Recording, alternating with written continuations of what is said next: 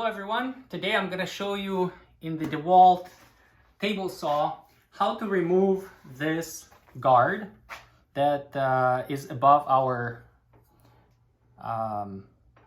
saw blade. So here the system is, first of all, you have this protector here, this yellow one. This one is really easy. You have a lock on and off here. So you put it to unlock. There's a little button here, or not a button, but somewhere you can grab, and you just pull it out. This exposes the mechanisms for the saw. This is where the bolt is that holds the saw. So if you need to change the saw blade, you just unscrew this and change it.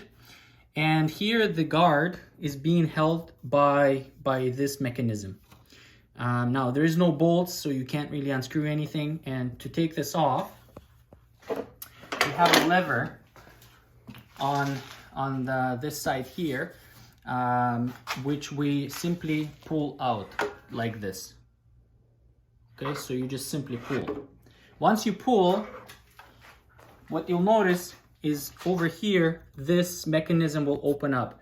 So let me show you how I pull, and you'll see that this thing here will open up. So now watch, 1, 2, 3, it opens up, and you simply pull out the guard. So here it is, we took it out.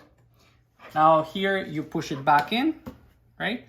It's on the springs, so it's gonna snap back. And now we put this guard back, so we simply slide this in and we're gonna lock. So that's it. That's how you take out the guard blade from your table saw. Thank you for watching. Bye bye.